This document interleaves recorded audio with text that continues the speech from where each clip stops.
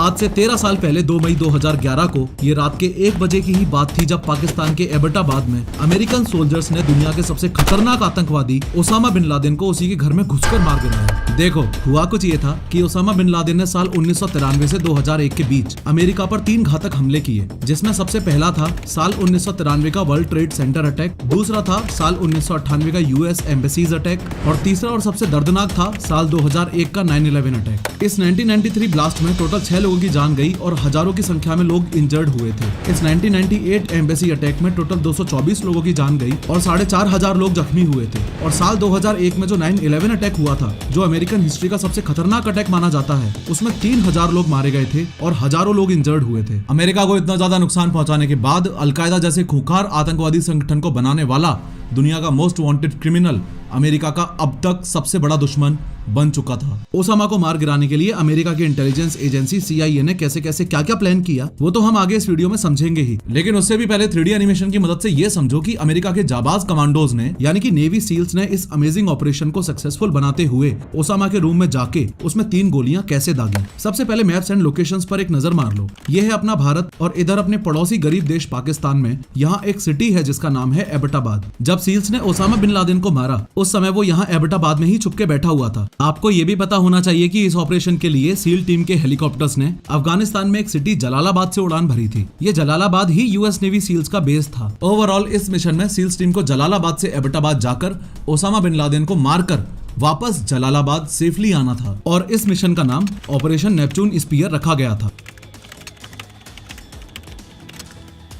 हुआ कुछ यूं कि आज से 13 साल पहले 1 मई 2011 की बात है। रात के 10:30 बज रहे थे। इस ऑपरेशन के लिए जलालाबाद के यूएस बेस में 4 हेलीकॉप्टर्स उड़ान भरने के लिए तैयार हैं। ये 2 तो हैं चिनूक हेलीकॉप्टर्स और ये 2 हैं ब्लैक हॉक्स। प्लान ये है कि ये दोनों ब्लैक हॉक्स तो उड़ के एबटाबाद जाएंगे और ये दोनों चिनूक यहाँ पर ही बैकअप के लिए स्टैंड बाय पर रहेंगे। अब देर रात में ये दोनों ब्लैक हॉक्स यहाँ से पाकिस्तान के लिए रवाना हो जाते हैं। सबसे बड़ा सवाल यहाँ लोगों के दिमाग में ये आता है कि ऐसा कैसे हो सकता है कि 2 अमेरिकन हेलीकॉप्टर्स पाकिस्तान के एयर स्पेस में फ्लाई करते हुए एबटाबाद जा रहे हैं और पाकिस्तानियों को खबर भी नहीं हो रही है, या यूं कह लो कि पाकिस्तान के रडार्स इन दोनों हेलीकॉप्टर्स को ट्रैक क्यों नहीं कर पा रहे हैं। तो इसका सिंपल सा आंसर है स्टेल्थ टेक्नोलॉजी। असल में इन दोनों ब्लैक हॉक्स को डिजाइन ही इस तरीके से किया गया था कि इनमें से ना तो साउंड डिटेक्ट हो और ना ही ये रडार में ट्रैक हो पाए। इन शॉर्ट इस पूरे हेलीकॉप्टर के ऊपर हैवी फैब्रिक की कोटिंग करी गई थी ताकि इसकी रडार और इंफ्रारेड विजिबिलिटी कम हो जाए। अब रात को करीबन 1 बजे दोनों हेलीकॉप्टर्स एबटाबाद में ओसामा बिन लादेन के कंपाउंड तक पहुंच जाते हैं। इससे पहले कि सील कमांडोज हेलीकॉप्टर में से उतरकर ओसामा बिन लादेन को शूट करें, ये बहुत ज्यादा जरूरी है कि ओसामा बिन लादेन के इस रहस्यमय दिखने वाले घर या कंपाउंड के स्ट्रक्चर को आप अच्छे से समझ लो। ये जो ऑलमोस्ट ट्रायंगुलर शेप्ड प्रॉपर्टी आपको दिख रही है, ये पाकिस्तान के एबटाबाद नामक शहर में ओसामा के छिपे रहने का ठिकाना था। आप क्लियरली नोटिस कर पा रहे हो कि ये प्रॉपर्टी कितनी ज्यादा आइसोलेटेड है। आसपास सटा हुआ कोई भी मकान आपको देखने को नहीं मिलेगा। इसमें ओसामा बिन लादेन इस टॉप फ्लोर पर यहाँ रहता था। सामने से ये रास्ता है और ये लेफ्ट साइड वाला कंपाउंड खाली पड़ा रहता था। इसमें ये लोग सिर्फ कचरा जलाते थे। ये घर की मेन एंट्रेंस थी और आगे चलकर एक और गेट था। ये पार्किंग वगैरह का स्पेस हो गया और सामने ये जो आपको दिख रहा है ये गेस्ट हाउस था। एक बात आप क्लियरली नोटिस कर पा रहे होंगे कि अगर ओसामा बिन लादेन तक पहुंचना है तो किसी को भी इन दोनों ही गेट्स के अलावा इस गेस्ट हाउस से होकर भी गुजरना ही पड़ेगा। अब जैसे ऑपरेशन नेपच्यून स्पीयर सील्स की स्किल्स और प्रिसीजन की वजह से ही सक्सेस की ओर जा रहा है, सिमिलरली आपके फ्यूचर में सक्सेसफुल होने के लिए भी स्किल्स बहुत जरूरी हैं। और अगर आप अपना फ्यूचर टेक में देख रहे हैं तो स्केलर के एक्सपर्ट्स आपको बेस्ट लर्निंग देते हैं और आपकी स्किल्स को टॉप नॉच लेवल पर लेके जाते हैं। स्केलर इंडिया का एक टेक प्लेटफॉर्म है जो आपको डेटा साइंस और सॉफ्टवेयर रोल्स के लिए प्रिपेयर करता है। यहाँ के इंस्ट्रक्टर्स टॉप टेक कंपनीज के एक्सपीरियंस्ड इंजीनियर्स हैं जो आपकी डेली मेंटरिंग करते हैं और 80+ रियल वर्ल्ड केस स्टडीज का एक्सेस भी देते हैं। स्केलर के ज्यादातर लर्नर्स को गूगल, मेटा, अमेजोन, जोमेटो और वॉलमार्ट जैसी बड़ी बड़ी कंपनीज में ऑलरेडी प्लेसमेंट मिल चुका है, जिनकी एवरेज सैलरी 126% तक बढ़ गई है। यहाँ के स्टूडेंट्स पूरे 365 डेज तक कोडिंग स्ट्रीक्स मेंटेन करते हैं और एक जबरदस्त लर्नर कम्युनिटी का हिस्सा बन जाते हैं। स्केलर आपको 1-on-1 मेंटरशिप भी प्रोवाइड करता है जिससे आपके सारे पर्सनल डाउट्स क्लियर होते हैं और इंटरव्यू की बहुत स्ट्रॉन्ग प्रिपरेशन भी हो जाती है। और हाँ, स्केलर आपको 2 साल के लिए बिना किसी इंटरेस्ट के इजी EMI ऑप्शंस भी देता है। स्केलर का मिशन है इंडिया में वर्ल्ड क्लास सॉफ्टवेयर इंजीनियर्स बनाना, इसलिए आज ही स्केलर की free live master class join करें। लिंक डिस्क्रिप्शन में दिया गया है, क्लिक करो। बिल्कुल यहाँ पर आपको एक और गेट दिख रहा होगा, लेकिन ये गेट हमेशा लॉक्ड रहता था। उसके अलावा बालकनी वॉल्स हो या बाउंड्री वॉल्स, इस घर की सभी दीवारें बहुत ज्यादा ऊंची ऊंची थी, जो अपने आप में एक डाउट क्रिएट करती थी। यहाँ राइट साइड वाले कंपाउंड में फल और सब्जियां उगाते थे और कुछ खाली जमीन भी पड़ी हुई थी। यहाँ गेस्ट हाउस के थ्रू अंदर जाने का एक रास्ता था। आगे चल के यहाँ एक ऐसे ही शेल्टर बना हुआ था और थोड़ा और आगे चल के मेन घर में एंट्री होती थी। मेन घर की ये 3 मंजिला इमारत थी, जिसमें ये है ग्राउंड फ्लोर, ये फर्स्ट फ्लोर और ये सेकंड फ्लोर था। एक बात और जिसे सुनकर आपको ऐसा फील होगा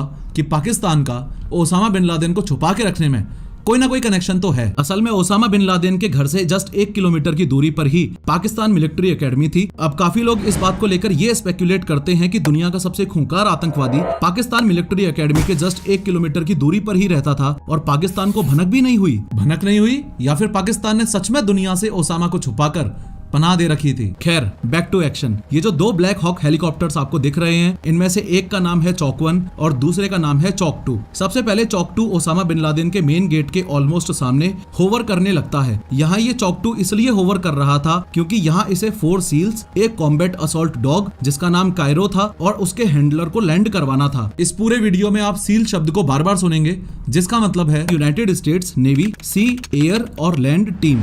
ये टीम स्पेशल मिशंस को एग्जीक्यूट करने के लिए बनाई गई थी। देशी भाषा में आप ऐसे भी समझ सकते हो कि जब मैं सील शब्द का यूज कर रहा हूँ तो इसका मतलब मैं अमेरिका के बेस्ट कमांडोज की बात कर रहा हूँ। एनीवेज, इस बात को भी यहाँ ही समझ लो कि इस चॉक 2 हेलीकॉप्टर में टोटल 12 सील्स थे, एक डॉग था और एक डॉग हैंडलर था। सिमिलरली इस चॉक 1 हेलीकॉप्टर में भी 12 सील्स और थे, यानी टोटल 24 कमांडोज की टीम को ओसामा बिन लादेन की हत्या के लिए भेजा गया था। खैर, ओसामा बिन लादेन के सामने वाले रास्ते में कुछ बंदों को उतारने के बाद चॉक 2 हेलीकॉप्टर में अब जो बचे हुए सील्स हैं, उनको ये ओसामा बिन लादेन के रूम की छत पर लैंड करवा देता है। ये सब करने के बाद चॉक 2 का काम खत्म और अब चॉक 2 वापस अपनी इनिशियल पोजीशन पर चला जाता है और वहीं पर होवर करने लग जाता है। अब बारी है चॉक 1 हेलीकॉप्टर की। और पहले ही बता दूं कि चॉक 1 हेलीकॉप्टर के साथ में कुछ ऐसा हुआ था जो किसी सील कमांडो ने सपने में भी नहीं सोचा था।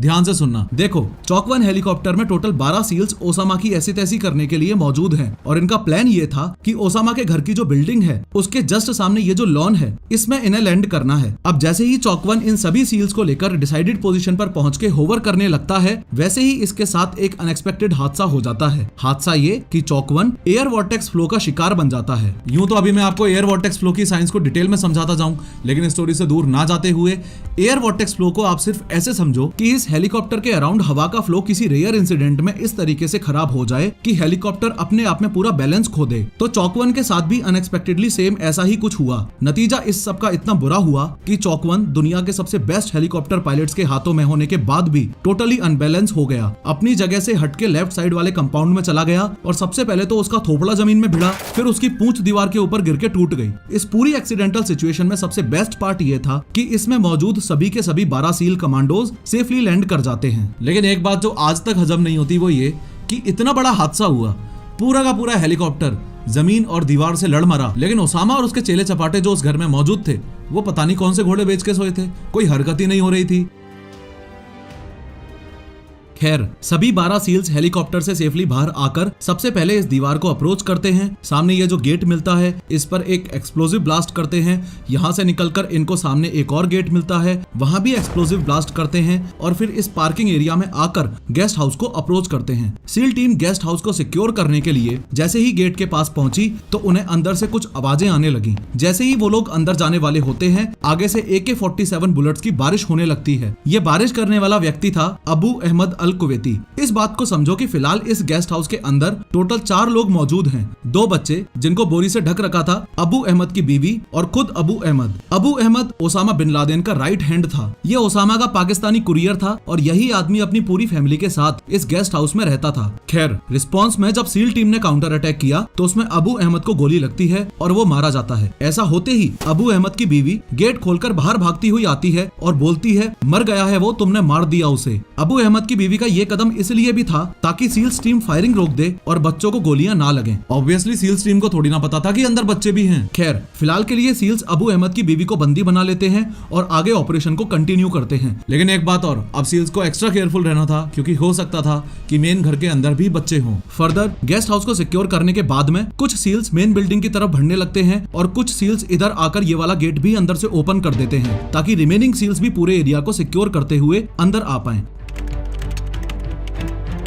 अब फाइनली सभी सील्स ओसामा बिन लादेन को मारने के लिए मेन बिल्डिंग की तरफ बढ़ने लगते हैं। जैसे ही मेन बिल्डिंग के ग्राउंड फ्लोर में सील्स एंटर करते हैं तो सामने अबरार दिखता है। अब यहाँ ग्राउंड फ्लोर में जो लोग थे उनको भी समझ ही लो, यहाँ मेन बिल्डिंग के ग्राउंड फ्लोर में एक तो अबरार मौजूद था, अबरार की बीवी थी और कुछ बच्चे थे। ये अबरार उस बंदे का छोटा भाई था जिसको जस्ट अभी गेस्ट हाउस में सील टीम ने मार गिराया, यानी कि अबू अहमद। खैर, अबरार को देखते ही जैसे ही सील टीम ने फायरिंग शुरू की वैसे ही उसकी बीवी सामने कूद पड़ी और स्टार्टिंग की सभी गोलियां उसकी बीवी को लग जाती हैं और वो मर जाती है। यहाँ एक बात का ये भी ध्यान रखना कि सील्स टीम को एकदम क्लियर इंस्ट्रक्शंस थे कि इस पूरे ऑपरेशन नेपच्यून स्पीयर में किसी भी मासूम जान या यूं कह लो कि किसी भी बच्चे या महिला की जान नहीं जानी चाहिए। लेकिन अब खरबूजा ही छुरी पर आकर गिरे तो बेचारे सील्स भी क्या कर सकते हैं। एनीवेज, बीवी के मरते ही सील्स ने अबरार को भी गोलियों से भून दिया और उसका भी दी एंड कर दिया। अब इस ग्राउंड फ्लोर पर जो बच्चे बचते जा रहे थे उनसे रिलेटेड आपको ये बात याद रखनी है कि चाहे वो स्टार्टिंग वाले गेस्ट हाउस में से हो या फिर इस मेन बिल्डिंग के ग्राउंड फ्लोर से, सभी बच्चों को सील्स एक जगह सेफ जोन में इकट्ठा करते जा रहे थे। अब आगे बढ़ते हुए सील्स फर्स्ट फ्लोर की तरफ जाने लगते हैं। फर्स्ट फ्लोर पर ओसामा का सगा बेटा मौजूद था जिसका नाम था खालिद। अब खालिद को जिस तरीके से सील्स टीम ने मारा उसकी स्टोरी बहुत ही इंटरेस्टिंग और फन है, ध्यान से सुनना। देखो, सील्स ने जब ओसामा के कंपाउंड में लैंड किया था उसी समय गेस्ट हाउस में अटैक करने से पहले ही पूरे कंपाउंड की लाइट बंद कर दी थी। अब ऑब्वियसली सील्स को तो लाइट बंद करने से कोई भी दिक्कत नहीं ही होने वाली थी क्योंकि उनके पास तो ऑलरेडी नाइट विजन गॉगल्स मौजूद थे। लेकिन उन्होंने लाइट इसलिए बंद की ताकि इस बिल्डिंग में मौजूद जो लोग हैं उनको नेविगेट करने में दिक्कत आए, उससे उन्हें कोई भी एक्शन लेने में डिफिकल्टी हो। अब जब नाइट विजन गॉगल्स की बात चल ही रही है तो आपको यहाँ ये भी पता होना चाहिए कि सील्स की बॉडीज पर मिनी कैमरास भी लगे हुए थे जिनकी हेल्प से व्हाइट हाउस में मौजूद अमेरिकन प्रेसिडेंट बैरक ओबामा और उनकी पूरी टीम इस पूरे ऑपरेशन को एक लाइव फिल्म की तरह देख पा रही थी। ये देखो, आपकी स्क्रीन पर ये उस टाइम की रियल इमेज है। इसमें ये फॉर्मर प्रेसिडेंट बैरक ओबामा मौजूद हैं, ये करंट अमेरिकन प्रेसिडेंट और उस टाइम के वाइस प्रेसिडेंट जो बाइडन मौजूद हैं और साथ ही हिलेरी क्लिंटन भी मौजूद थी। अब चूंकि पूरे कंपाउंड की लाइट ऑलरेडी सील्स ने बंद कर दी थी तो खालिद को भी इस पूरे फ्लोर पर एकदम घनघोर अंधेरा दिख रहा था, कुछ भी साफ दिखाई नहीं दे रहा था। इसलिए वो सीढ़ियों से ऊपर सेकंड फ्लोर की तरफ भागने लगा और वहीं दीवार की आड़ में छुप गया। अब सील्स इस तरीके से एक लाइन में आ गए और फॉर्चुनेटली इनमें से एक सील को अरबी लैंग्वेज आती थी तो उस सील ने दिमाग लगाया और चालाकी से विस्पर करते हुए अरबी एक्सेंट में खालिद का नाम 2 बार पुकारा, खालिद खालिद। और खालिद ने झांक के देख भी लिया। जैसे ही उसने दीवार से झांक के देखा वैसे ही सील्स ने उसे भी निपटा दिया। यहाँ फर्स्ट फ्लोर पर एज पर रिकॉर्ड कोई भी लेडी मौजूद नहीं थी लेकिन बच्चे काफी सारे मौजूद थे तो सील्स ने बच्चों को सिक्योर किया और फर्दर सेकंड फ्लोर की तरफ मूव करने लग गए। यहाँ अब आगे बढ़ने से पहले ये बिल्कुल भी मत भूलना कि इस पूरे कंपाउंड को सिक्योर करने के लिए इस मोमेंट पर मेन बिल्डिंग के ऊपर भी और गेस्ट हाउस के ऊपर भी स्नाइपर्स मौजूद हैं। अब सवाल यहाँ पर यह आता है कि ओसामा बिन लादेन को छोड़कर सील्स टीम ने इस पूरे कंपाउंड में ऑलरेडी सबको मार ही दिया है तो एग्जैक्टली इस कंपाउंड को सिक्योर करना किससे है? तो इसका आंसर है पाकिस्तानी आर्मी से। असल में हुआ ये था कि इस ऑपरेशन नेपच्यून स्पीयर की पाकिस्तानियों को बिल्कुल भी खबर नहीं थी और ये जोखिम भरा मिशन बिना पाकिस्तानी गवर्नमेंट को इन्फॉर्म किए ही एग्जीक्यूट हो रहा था। लेकिन at the same time American को और सील्स को ये डर था कि अगर पाकिस्तानी आर्मी को इस मिशन के बारे में कुछ भी पता चलता है तो वो ओसामा के कंपाउंड तक पहुंच के कोई ना कोई स्टेप तो जरूर ही लेंगे, क्योंकि कितनी बड़ी बेइज्जती की बात है ना कि अमेरिकन कमांडोज तुम्हारे देश पाकिस्तान में घुस जाएं,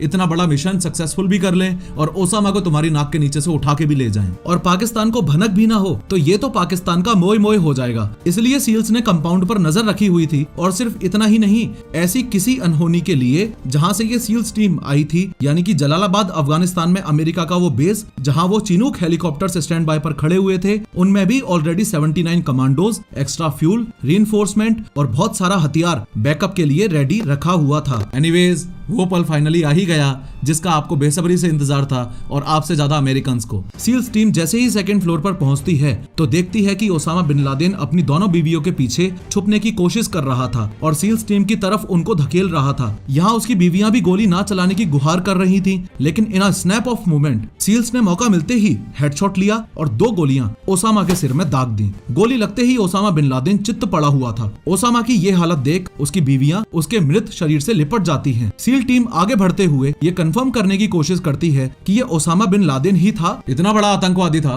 क्या पता यहाँ पे कोई अपना बहरूपिया प्लांट कर रखा हो कि नहीं। सील टीम ने ओसामा की दोनों बीवियों को साइड करके उनको डराते धमकाते हुए ये पूछा कि क्या ये ओसामा बिन लादेन ही था, लेकिन काफी कोशिशों के बाद भी दोनों बीवियों ने मुंह नहीं खोला। उसके बाद सील्स को वहां से एक 12 साल की बच्ची गुजरती हुई दिखाई दी। सील्स ने उस बच्ची को पकड़ा और उससे पूछताछ करने के लिए उसको साइड के एक रूम में ले जाने लगे। तभी दोनों में से ओसामा की एक बीवी घबरा गई और जोर जोर से चिल्लाने लगी। दूसरी तरफ बच्ची से पूछताछ के दौरान उस बच्ची ने मुंह खोला कि ये ही ओसामा है। उसके बाद घबराती हुई बीवी ने भी बोला कि बच्ची को छोड़ दो, मैं बताती हूँ, हाँ ये ही ओसामा बिन लादेन है। जैसे ही सील्स को इस बात की कंफर्मेशन मिली, उन्होंने vice admiral William H McRaven को सैटेलाइट फोन से कंफर्मेशन देते हुए कहा, Geronimo Geronimo Geronimo, for God and country I pass Geronimo. ये इस पूरे मिशन का कोड वर्ड था। जेरोनिमो यानी कि ओसामा मारा गया। वाइस एडमिरल मैक्रेवन ने वापस कंफर्म करते हुए पूछा, विच वन? इसके जवाब में सील ने कहा, जेरोनिमो EKIA यानी enemy killed in action. Finally white house में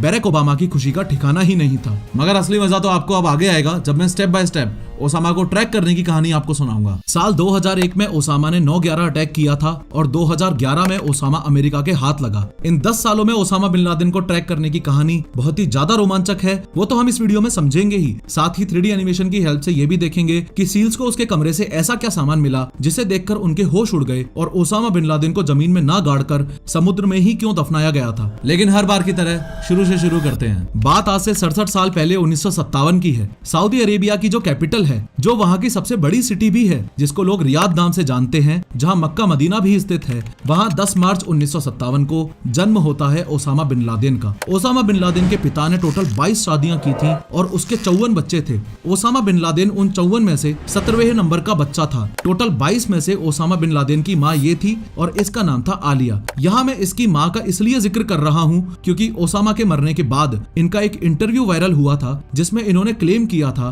कि कॉलेज से पहले ओसामा बहुत शरीफ और धार्मिक स्वभाव का लड़का था। हमने तो उसको साल 1994 में ही डिसोन कर दिया था जब उसके विचार कट्टर इस्लामिक एक्सट्रीमिस्ट बन गए थे। लेकिन कॉलेज में जाकर ही वो गलत संगत की वजह से बिगड़ा। जिस ओसामा को पूरी दुनिया एक खूंखार टेररिस्ट के नाम से जानती है, ये देखो उस बंदे का एक ये रूप भी है। ये ग्रीन ड्रेस वाला ओसामा बिन लादेन ही है। खैर, रियाद में रहते हुए ही ओसामा ने अपनी इनिशियल पढ़ाई पूरी की। आगे की पढ़ाई के लिए वो किंग अब्दुल अजीज यूनिवर्सिटी नामक एक कॉलेज में एंट्री ले लेता है। वहाँ से सिविल इंजीनियरिंग की डिग्री लेता है और वहीं उसकी मुलाकात होती है उसके कुछ ऐसे दोस्तों से जो कुछ एक्सट्रीम रिलीजियस ग्रुप्स के पार्ट्स थे। उनमें से 2 लोग थे, सईद कुतुब और अब्दुल्ला अज़म, जो एक मिलिटेंट लीडर था। इन 2 लोगों ने ओसामा की सोच को पूरी तरह से एक्सट्रीमिस्ट मुस्लिम बना दिया था। उन्होंने ना सिर्फ कट्टरपंथी सोच बल्कि अलकायदा को चलाने के लिए पूरी प्लानिंग और पूरी हेल्प भी प्रोवाइड करवाई थी। इसी सब में साल 1979 आ जाता है और कड़ी सर्दियों में 24 दिसंबर को अफगानिस्तान और USSR के बीच युद्ध शुरू होता है। इस अफगान सोवियत वॉर की खबर जैसे ही सऊदी अरेबिया में मौजूद ओसामा बिन लादेन को पड़ती है, वो तुरंत अपने एक्सट्रीम रिलीजियस ग्रुप्स के कॉलेज फ्रेंड्स के साथ अफगानिस्तान जाने की तैयारी करने लगता है। असल में वो ओसामा के एक्सट्रीम रिलीजियस ग्रुप्स के कॉलेज फ्रेंड्स ही थे जिन्होंने ओसामा के दिल में अफगानिस्तान के लिए एक सॉफ्ट कॉर्नर क्रिएट किया। इनफैक्ट इन लोगों ने तो कॉलेज में ये तक भी डिसाइड कर लिया था कि हम इस्लाम को प्रोटेक्ट करने के लिए एक अलकायदा नाम का ऑर्गेनाइजेशन बनाएंगे और उसका बेस अफगानिस्तान में ही रखेंगे। इवन अलकायदा का मीनिंग भी होता है द बेस। खैर, ओसामा बिन लादेन अफगानिस्तान को USSR से बचाने के लिए और अफगानिस्तान की मदद करने के लिए वहां रिक्रूटमेंट्स करने लगता है और डायरेक्टली एंड इनडायरेक्टली वहां जो मुजाहिदीन थे यानी USSR के खिलाफ लड़ने वाले अफगानिस्तान में जो ग्रुप्स थे उनकी मदद करने लगता है। ओसामा बिन लादेन का रिक्रूटमेंट भी काफी अतरंगी तरीके से होता था। ओसामा अलकायदा में लोगों को भर्ती उनके फिजिकल बेसिस पर नहीं बल्कि उनके इमोशनल क्वेश्चन और जिहादिस्ट सोच के बेसिस पर किया करता था। अब ये अफगान सोवियत वॉर करीबन 10 साल चला। 15 फरवरी 1989 को ये वॉर खत्म हुआ। इसमें अफगानिस्तान को बचाने के लिए ओसामा बिन लादेन ने अपनी ओर से पूरा जोर लगा दिया। इस ड्यूरेशन में वहां के आतंकवादियों के बीच में ओसामा बिन लादेन ने अपनी तगड़ी फैन फॉलोइंग भी बिल्ड कर ली थी। साल 1989 में अफगान सोवियत वॉर खत्म होने से जस्ट 1 साल पहले यानी कि साल 1988 में जन्म होता है उस ऑर्गेनाइजेशन का जिसका पिछले कई सालों से ओसामा बिन लादेन सपना देख रहा था और वो एक तरीके से उसका ड्रीम प्रोजेक्ट था। जिस आतंकवादी संगठन की हम बात कर रहे हैं वो है अलकायदा। अब अलकायदा बनने के सिर्फ 2 साल बाद यानी कि साल 1990 में इराक ओसामा बिन लादेन के अपने देश सऊदी अरेबिया पर हमला कर देता है। जैसे ही सऊदी अरेबिया पर हमला हुआ तो सपोर्ट के लिए उसके पास दो ऑप्शंस थे। सबसे पहला ऑप्शन तो ये था कि वो इराक से अपने आप को बचाने के लिए अमेरिका की मदद ले, और दूसरा ऑप्शन जो उसके पास खुद चलकर आया वो था ओसामा बिन लादेन की तरफ से। कहने का मतलब ये है कि जैसे ही ओसामा बिन लादेन को पता चला कि सद्दाम हुसैन ने सऊदी पर हमला कर दिया है, तो उसने सऊदी गवर्नमेंट से गुजारिश करी कि देखो, इराक को मुंह तोड़ जवाब देने के लिए मेरे पास अपनी खुद की एक ऑर्गेनाइजेशन है, अल कायदा। इराक से लड़ने का और सऊदी की मदद करने का ये मौका आप मुझे दो और मैं सफल रहूंगा। लेकिन इतनी सब रिक्वेस्ट के बाद भी सऊदी के किंग फाहद ने ओसामा बिन लादेन की रिक्वेस्ट को ठुकरा दिया और अमेरिका को अपना पार्टनर चूज किया। ये सब देख ओसामा बिन लादेन के तन बदन में आग लग गई और वो जगह जगह पर सऊदी किंग फाहद को क्रिटिसाइज करने लगा। पर सवाल तो अब भी यही है कि ओसामा की अमेरिका से दुश्मनी हुई ही क्यों? भाई सऊदी ओसामा की मदद से बचे या अमेरिका की मदद से बचे? अल्टीमेट गोल तो सऊदी को बचाने का था ना। नहीं, असलियत तो ये थी कि ओसामा अमेरिका के वेस्टर्न कल्चर से बहुत नफरत करता था। वो बिल्कुल भी नहीं चाहता था कि अमेरिका इस गल्फ वॉर में सऊदी की मदद करे, अमेरिका और सऊदी के रिलेशंस अच्छे हों और अमेरिकन वेस्टर्न कल्चर किसी भी तरीके से सऊदी में आए। लेकिन जब सऊदी का इंक्लिनेशन ओसामा को अमेरिका की तरफ दिखा, तब साल 1990 के आसपास ये पहली बार ही था जब ओसामा बिन लादेन को अमेरिका एक दुश्मन के रूप में नजर आने लगा। और किसी ने सपने में भी नहीं सोचा था कि ओसामा के दिल में ये जो छोटा सा नफरत का बीज सऊदी के एक डिसीजन ने बो दिया है, ये फ्यूचर में जाके 9/11 जैसे बड़े बड़े हत्याकांडों का रूप ले लेगा। फर्दर इसी साल 1990 में अमेरिका ओसामा बिन लादेन का जानी दुश्मन बन जाता है और उसकी ऑर्गेनाइजेशन अल कायदा का सिर्फ एक ही मकसद रह जाता है, कैसे भी करके अमेरिका को मुस्लिम डोमिनेंस की ताकत दिखाना। अपनी ताकत दिखाने के लिए अगले 9 सालों में 1992 से 2001 के बीच ओसामा बिन लादेन 5 अलग अलग अटैक्स अमेरिका को क्षति पहुंचाने के लिए करता है। सबसे पहला अटैक वो साल 1992 में करता है। ये अटैक उसने अमेरिका में नहीं बल्कि यमन में किया था। असल में मिडिल ईस्ट में एक कंट्री है यमन, उसमें एक शहर है एडन, उसमें एक गोल्ड मोहर नाम का होटल है। एक ट्रेनिंग के चलते कुछ यूएस मरीन सोल्जर्स इस होटल में ठहरे हुए थे। इन्हीं यूएस सोल्जर्स की जान लेने के लिए अल कायदा ने सबसे पहला अटैक इसी होटल में करवाया था। लेकिन इस अटैक से उसे कोई फायदा नहीं हुआ क्योंकि यूएस सोल्जर्स पहले ही यहाँ से निकल चुके थे। दुख की बात यह है कि उनकी जगह उस बॉम्ब ब्लास्ट में बेचारे 2 इनोसेंट सिटीजन्स को जान गंवानी पड़ी थी। ये सब देख ओसामा का गुस्सा और ज्यादा बढ़ गया और अपने ईगो को सेटिस्फाई करने के लिए साल 1993 में न्यूयॉर्क के वर्ल्ड ट्रेड सेंटर की पार्किंग में उसने बॉम्ब अटैक करवाया। इस अटैक में 6 लोग मारे गए और हजारों लोग जख्मी हुए थे। ऐसा तो है नहीं कि 2 अटैक्स करके ओसामा का मकसद पूरा हो गया हो। उसने अच्छे से प्लान करके 5 साल बाद 1998 में 2 यूएस एम्बेसीज में और अटैक करवाया, यानी कि एक बार फिर से अमेरिका के बाहर अटैक करवाया जो कि टेंजानिया और केन्या में स्थित थी। इस अटैक में 224 लोग मारे गए, जिनमें से सिर्फ 12 ही अमेरिकन थे। बाकी के लोग जो मारे गए वो वहाँ के लोकल्स थे। चौंकाने वाली बात यह है कि इस अटैक में टोटल 4,500 लोग घायल भी हुए थे। इसी दौरान ओसामा की इन्हीं सभी हरकतों की वजह से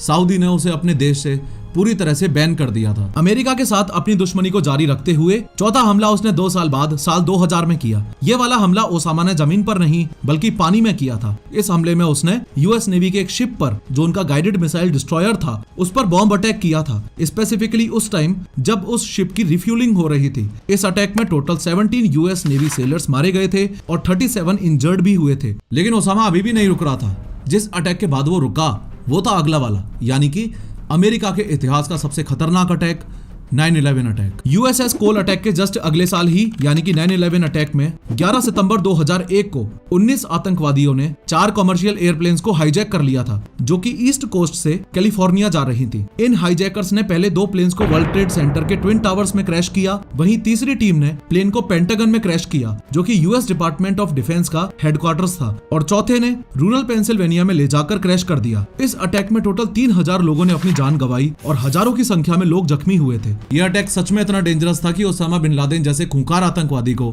जिंदगी में पहली बार एहसास हुआ कि मैंने सच में कुछ बड़ा कर दिया है। पेले जाने के डर से 9/11 के अटैक के बाद वो अंडरग्राउंड हो चुका था। इतना सब होने के बाद America finally Osama bin Laden को मोस्ट वांटेड क्रिमिनल की लिस्ट में डालने के बाद मारने की कसम खा लेता है। अमेरिका की इंटेलिजेंस एजेंसी यानी कि CIA ओसामा को पकड़ के उसको खत्म करना अपना अल्टीमेट टारगेट बना लेती है। सालों साल खोज चली, ओसामा को ढूंढने की काफी कोशिश की गई, लेकिन CIA के हाथ में कुछ भी ठोस लग ही नहीं रहा था। धीरे धीरे ऐसा लगने लगा था कि CIA के लिए ओसामा को पकड़ना इम्पॉसिबल हो जाएगा। लेकिन फिर अचानक अमेरिकन को पाकिस्तान के एबटाबाद में एक लीड मिली। और वो कैसे मिली? जब 9/11 अटैक्स हुए थे तो उसमें से अलकायदा के काफी सारे आतंकवादी पकड़े गए थे। उन आतंकवादियों को CIA ने ग्वांटानामो बे नाम की एक जेल में रखा हुआ था। ये ऐसी वैसी नॉर्मल जेल नहीं बल्कि बहुत खतरनाक जेल मानी जाती है। पास्ट में काफी बार ये जेल अपने टॉर्चर करने के अनयूजुअल तरीकों की वजह से कंट्रोवर्सीज का शिकार भी हुई है। मतलब क्रिमिनल्स से सच बुलवाने के लिए इस लेवल का टॉर्चर और डर, जैसे किसी ने सच में शरीर में हाथ डाल के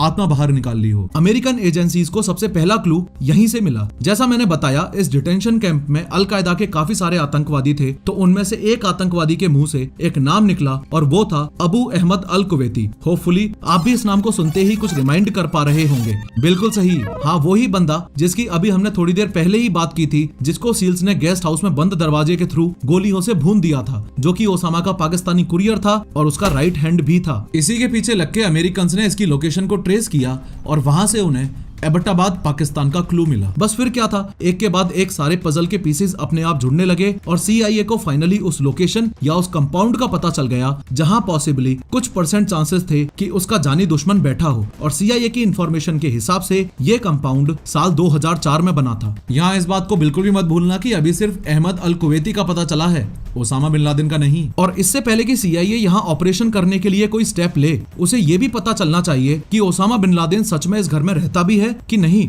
तो ओसामा की प्रेजेंस का पता लगाने के लिए CIA ने इस कंपाउंड की रेकी करना शुरू कर दी, अच्छे से नजर रखने के लिए और 24 घंटे प्रॉपर ऑब्जर्वेशन के लिए CIA ने एबटाबाद में घर ही ले लिया था। ये साल 2010 की बात है।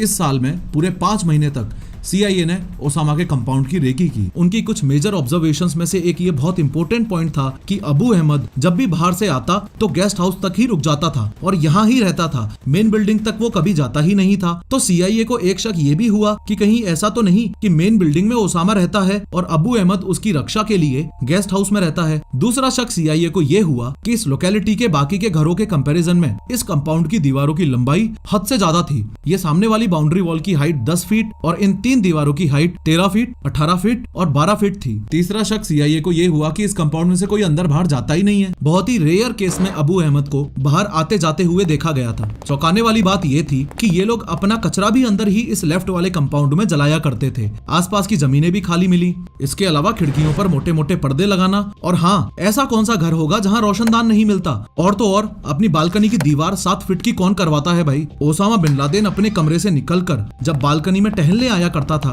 तो ताकि उस समय वो किसी को दिख ना जाए, इसलिए उसने बालकनी की दीवार को 7 फीट तक चढ़ा रखा था। बस इन्हीं कुछ ऑब्जर्वेशंस की बदौलत CIA का शक यकीन में बदल गया और CIA को ऐसा लगने लगा कि हो सकता है कि इस मेन बिल्डिंग में ओसामा रहता ही है। इस आधे अधूरे एहसास को पूरे विश्वास में बदलने के लिए CIA ने एक प्लान बनाया। प्लान ये बनाया कि डॉक्टर शकील अफरीदी नाम से एक डॉक्टर को और उसकी नर्स को फेक वैक्सीनेशन कैंप के नाम पर उस घर के अंदर भेजा जाए। ये डॉक्टर और नर्स प्लान के तहत अंदर जाते हैं, वैक्सीन वगैरह का काम कर देते हैं। साथ में CIA के लिए एक ये भी गुड न्यूज लेके आते हैं कि ये बात तो कंफर्म्ड है कि ओसामा वहीं उस घर में ही रहता है। अब देखा जाए तो ये डॉक्टर अमेरिकन एजेंसीज के लिए तो हीरो है, लेकिन पाकिस्तान के लिए ये विलेन बन गया था, क्योंकि ऑपरेशन नेपच्यून स्पीयर जब सक्सेसफुली कंप्लीट हो गया था और सब कुछ होने के बाद पाकिस्तान सरकार को जब ये पता चला था कि इस डॉक्टर ने पाकिस्तान के खिलाफ गद्दारी की थी, तो इस डॉक्टर को 23 साल के लिए जेल में डाल दिया गया था और ये आज भी उस जेल में ही है। ऐसा नहीं है कि अमेरिकन एजेंसीज ने उसे जेल से बाहर निकालने की कोशिश नहीं करी, कोशिश की थी,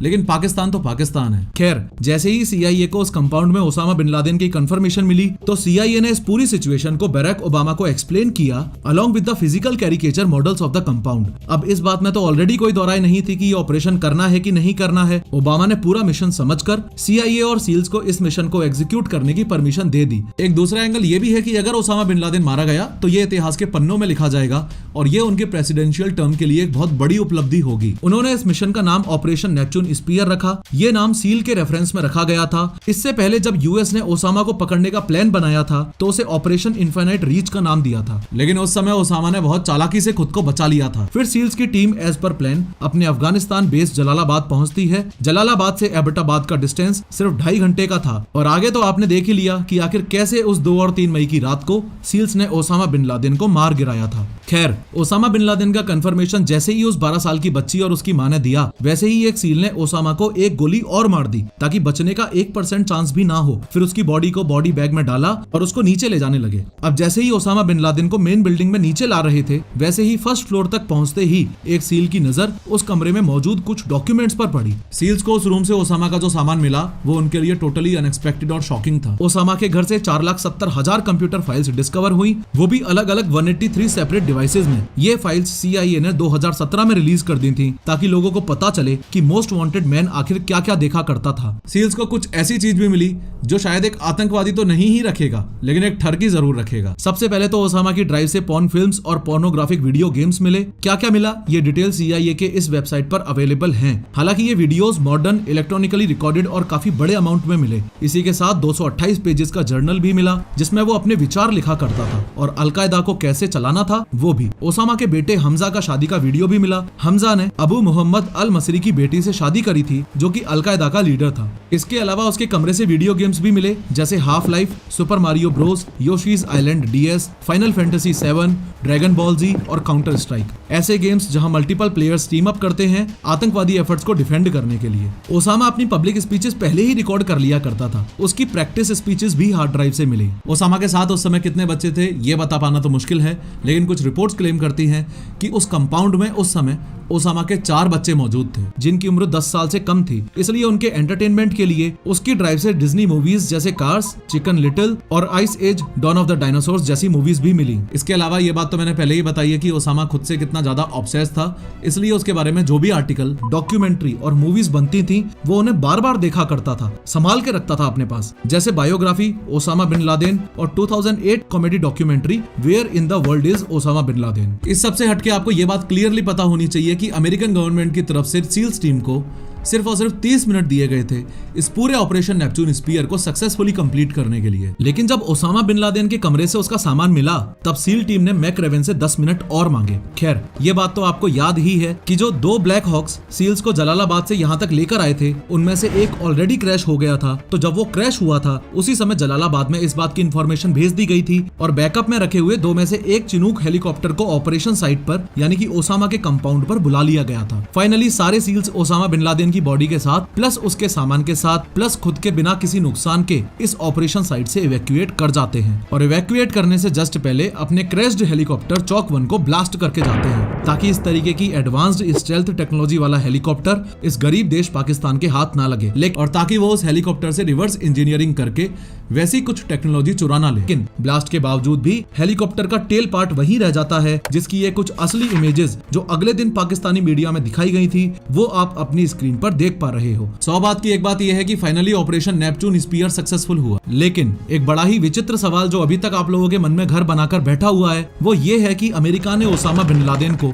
जमीन में ना दफनाकर आखिर समुद्र में ही क्यों दफनाया था। दरअसल असलियत तो यह है कि ओसामा की बॉडी को दफनाना यूएस के लिए एक बहुत बड़ा चैलेंज बन गया था। लेकिन क्यों एक आतंकवादी की बॉडी को दफनाने के लिए इतना ज्यादा लोड लेना क्यों है। ऐसे वैसे इंसान की बॉडी होती तो बात अलग थी, लेकिन ये बॉडी थी ओसामा बिन लादेन की, इसलिए यूएस को काफी तरह से सोचना पड़ा। एक तरीका था क्रिमेशन का यानी कि जलाने का। इससे ओसामा की बॉडी किसी के हाथ नहीं आ पाती क्योंकि जल जाने पर कुछ बचेगा ही नहीं, और जब कुछ बचेगा ही नहीं तो लोगों के पास मेमोरियलाइज करने के लायक भी कुछ नहीं बचेगा। लेकिन क्रिमेशन यानी कि बॉडी को जलाना इस्लाम में इलीगल है। यूएस ने एक बात सोच रखी थी कि बिना किसी के रिलीजियस थॉट्स को हर्ट करे हमें इसकी बॉडी ठिकाने लगानी होगी ताकि किसी के पास कुछ बोलने के लिए बचे ही ना। दूसरा ऑप्शन था बेरियल का यानी कि दफन करने का। अब इस केस में यूएस ने सोचा कि इसे जहां से पकड़ा है वहीं बरी किया जाए तो, लेकिन ओसामा की सारी एक्टिविटीज का पाकिस्तान को कुछ पता ही नहीं था, इसलिए वो उसकी बॉडी क्लेम ही नहीं करेगा। अफगानिस्तान की बात करें तो शायद अफगानिस्तान एक बार के लिए मान भी जाएगा क्योंकि किसी जमाने में ओसामा वहां का हीरो था, लेकिन अब वहां यूएस अलाइंड गवर्नमेंट बन गई थी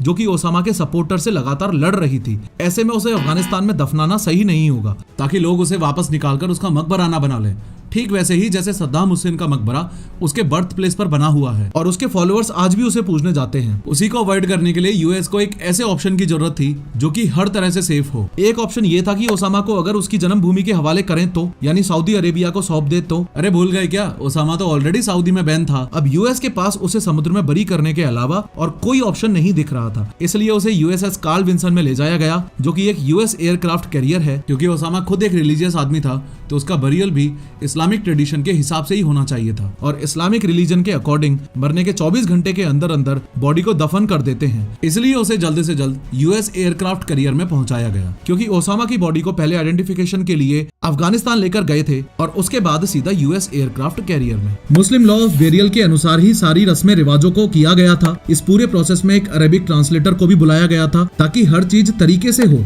जैसे वॉशिंग यानी कि उनकी बॉडी को धोया, श्राउडिंग इन व्हाइट क्लॉथ यानी उसे सफेद कपड़े पहनाए गए, रिचुअल प्रेयर यानी कि प्रेयर्स बोली गई और उसके बाद उसका बेरियल यानी उसे दफन कर दिया गया। और इसी के साथ दुनिया का सबसे खूंखार आतंकवादी ओसामा बिन लादेन अरेबियन सी में हमेशा हमेशा के लिए दफन हो गया। खैर, इस 3D एनिमेटेड वीडियो में मैंने डिटेल में बताया है कि टैंक को चलाना कैसे है और टैंक आखिर काम कैसे करता है।